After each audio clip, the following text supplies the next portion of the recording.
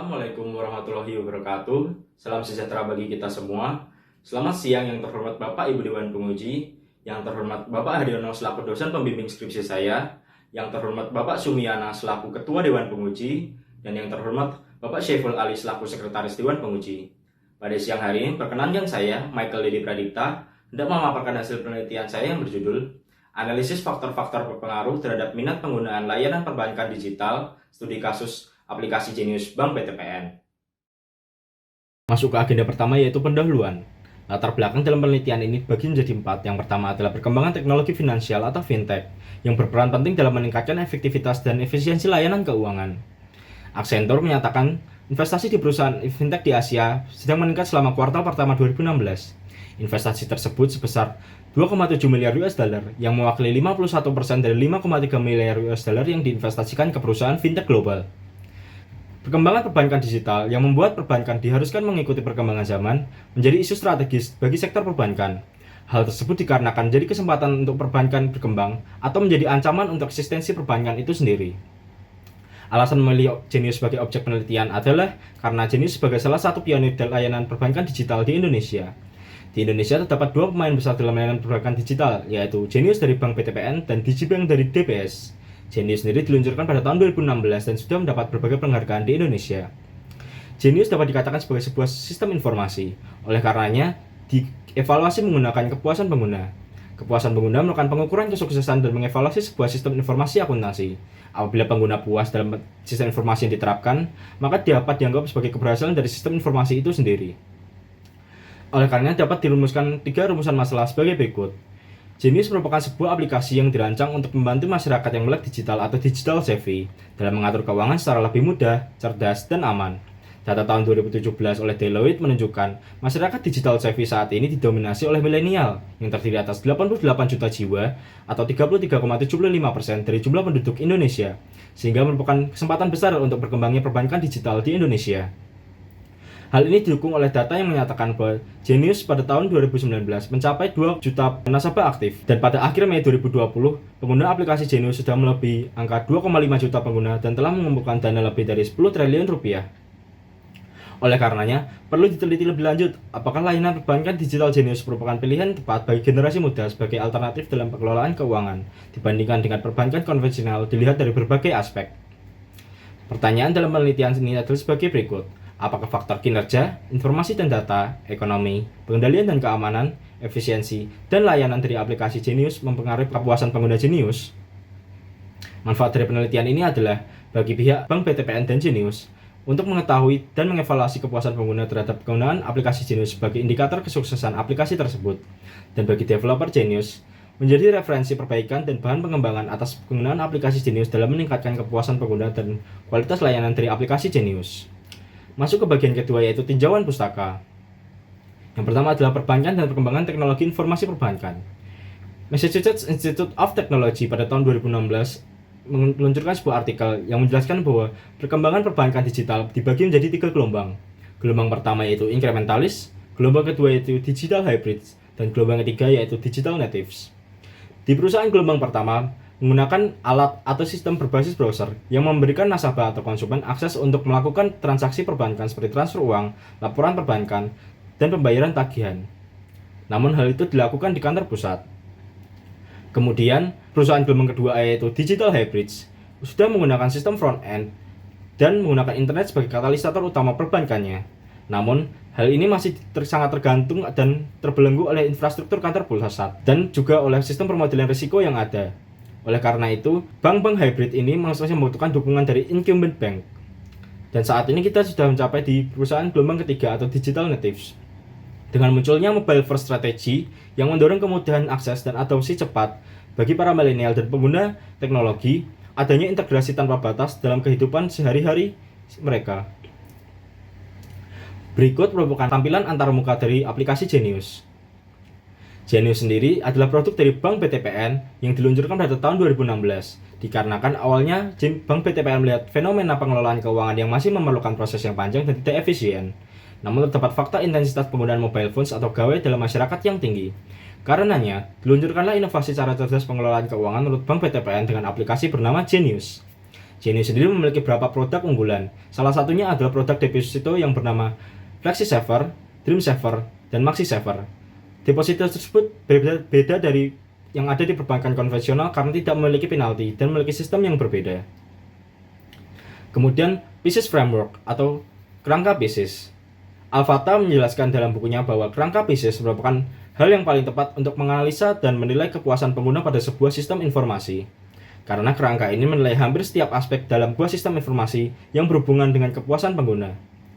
Kerangka Pisces memiliki 6 aspek, yaitu performance, information and data, ekonomi, control and security, efisiensi, dan service. Witten and Bentley pada tahun 2007 menjelaskan bahwa Pisces Framework merupakan sebuah kerangka yang dapat digunakan untuk mengklasifikasikan problem atau masalah, opportunities atau kesempatan, dan directives yang terdapat pada bagian scope definition analysis dalam perancangan sebuah sistem informasi.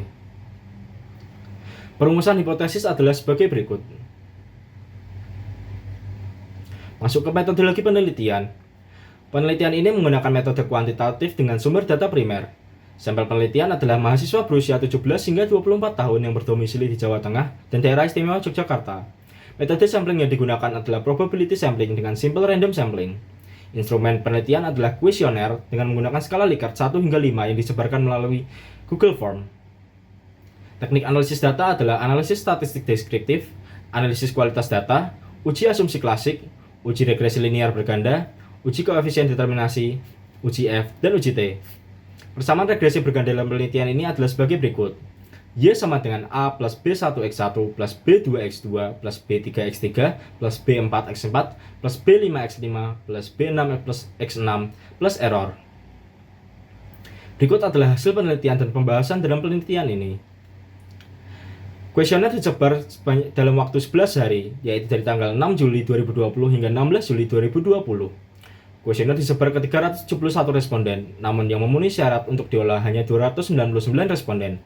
Hal ini dikarenakan beberapa responden berasal dari luar daerah Jawa Tengah dan daerah istimewa Yogyakarta sehingga tidak memenuhi syarat sebagai sampel. Data demografis dari responden dapat dilihat di tabel sebelah kanan. Selanjutnya dilakukan uji kualitas data. Uji kualitas data menggunakan uji validitas dan uji reliabilitas. Untuk uji validitas, peneliti menggunakan teknik CFA atau Confirmatory Factor Analysis yang melihat KMO and Bartlett's test yang ada. Untuk memenuhi syarat validitas, nilai KMO harus melebihi 0,5 dan signifikansi kurang dari 0,05. Hasil uji menunjukkan bahwa nilai Kaiser-Meyer-Oakins Measure of Sampling Adequacy berada pada angka 0,869 yang artinya melebihi 0,5 dan Bartlett's Test of Sphericity signifikansi hanya kurang dari 0,05 yang menandakan bahwa data atau pertanyaan yang ada dan variabel adalah valid. Kemudian dilakukan uji reliabilitas dengan melihat cross-bench alpha. Akan memenuhi syarat reliabilitas apabila cross-bench alpha melebihi 0,6. Hasil uji menunjukkan bahwa setiap variabel yang ada telah memenuhi syarat cross-bench alpha lebih 0,6 sehingga dapat dikatakan sebagai reliable. Selanjutnya dilakukan uji asumsi klasik. Uji asumsi klasik yang dilakukan adalah uji normalitas, uji multikolinearitas, dan uji heteroskedasitas. Uji normalitas dilakukan untuk melihat apakah data berdistribusi normal. Akan memenuhi syarat apabila nilai signifikansi P lebih dari 0,05. Hasil uji menunjukkan nilai signifikansi P adalah 0,80 yang artinya melebihi 0,05, yang berarti data berdistribusi normal. Kemudian dilakukan uji multikolinearitas untuk melihat apakah terdapat gejala multikolinearitas. Variabel independen akan bebas gejala multikolinearitas apabila nilai toleransi melebihi 0,10 dan nilai VIF kurang dari sama dengan 10. Data hasil uji menunjukkan bahwa nilai toleransi dan VIF telah memenuhi syarat untuk bebas multikolinearitas, sehingga data dan variabel berarti bebas dari gejala multikolinearitas. Kemudian dilakukan uji heteroskedasitas untuk melihat apakah terdapat gejala heteroskedasitas pada data dan variabel. Variabel independen akan bebas gejala heteroskedasitas apabila nilai signifikansi P melebihi 0,05. Dan hasil uji menunjukkan bahwa semua variabel menunjukkan nilai signifikansi P melebihi 0,05, yang berarti setiap variabel bebas dari gejala heteroskedasitas.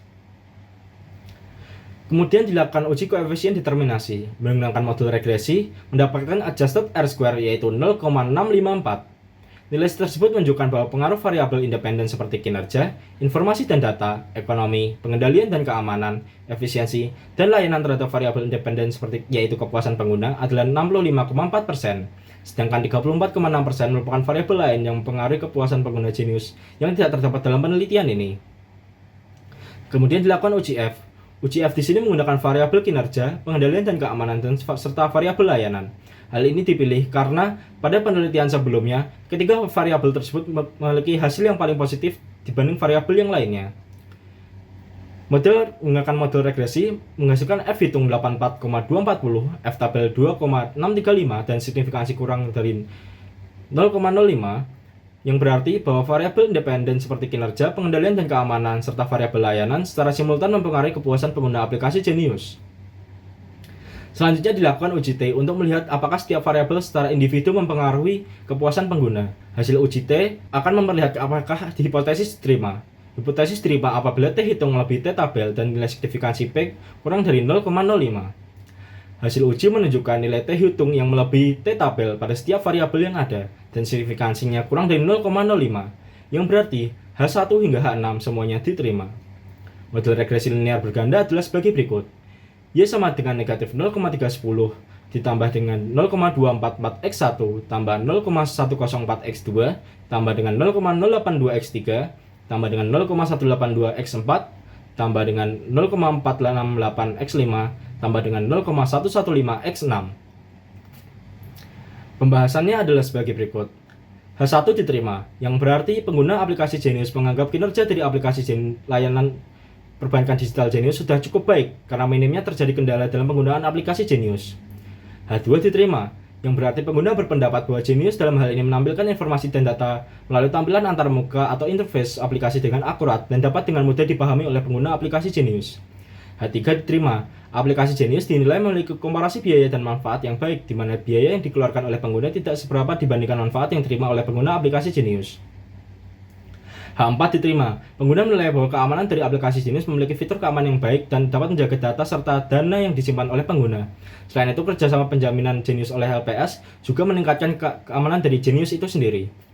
H5 diterima, pengguna menilai bahwa Genius menyediakan akses yang mudah untuk kegiatan perbankan karena aplikasi yang mudah digunakan, dapat diakses dari mana saja, dan dapat mempercepat segala transaksi perbankan yang biasanya tidak mudah untuk dilakukan.